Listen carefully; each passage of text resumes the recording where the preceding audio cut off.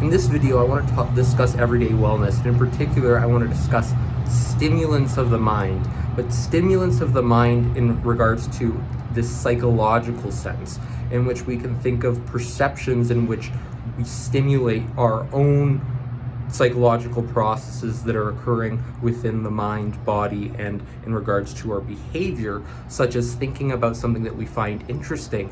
And maybe you've had this experience, but you might start thinking about something, and I know I've certainly had these experiences where I'm thinking about something late at night, and I start thinking, and before I was like really tired, but once I get this one thought and the idea, and I connect it to another, and I start like asking questions and getting into it, I get into this process in which I start feeling more alert. I'm thinking, and I might even want to do something. Like I've had a few times where I've gotten up and I started writing from that process. But that doesn't always happen.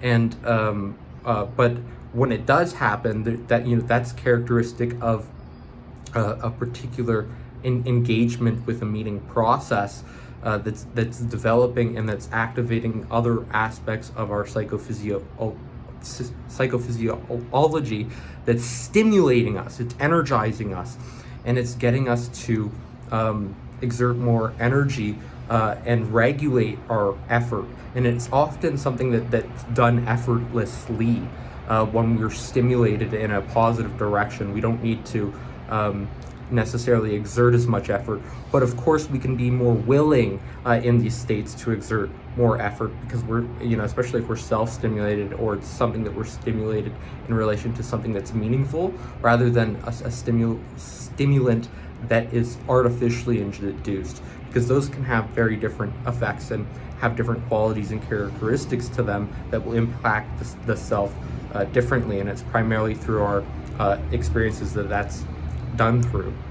And once we can learn to understand how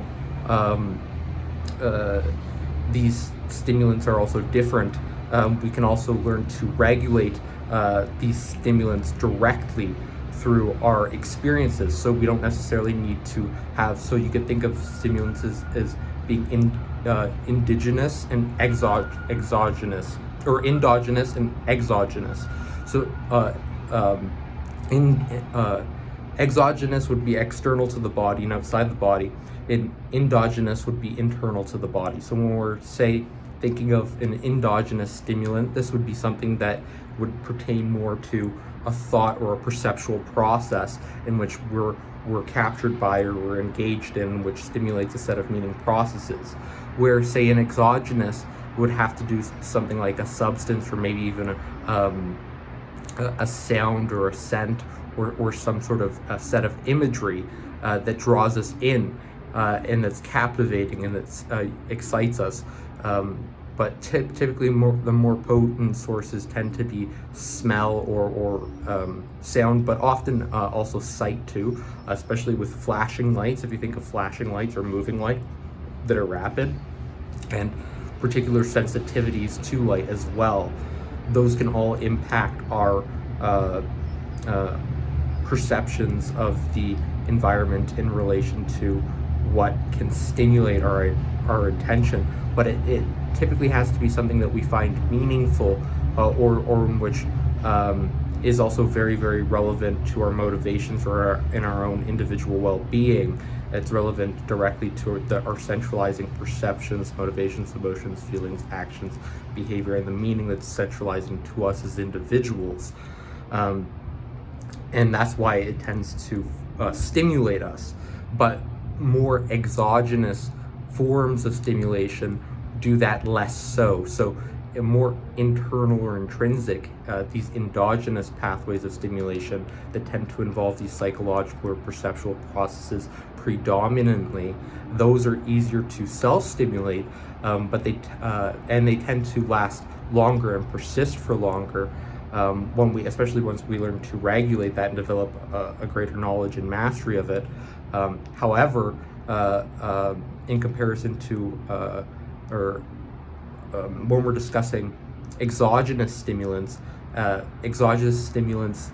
don't tend to have the same prolonging and preserving effects as endogenous and intrinsic stimulations, because intrinsic stimulations are more deeply connected to what we find meaningful and what is more purposeful to us as individuals, while the exogenous stimulants tend to be more artificially induced, or tend to provide us immediate rewards or things that we might find valuable or even meaningful at times, but aren't central to who we are as individuals and various aspects of ourselves. So that's all I wanted to say for this video. I hope you enjoy. Have a good one. Bye.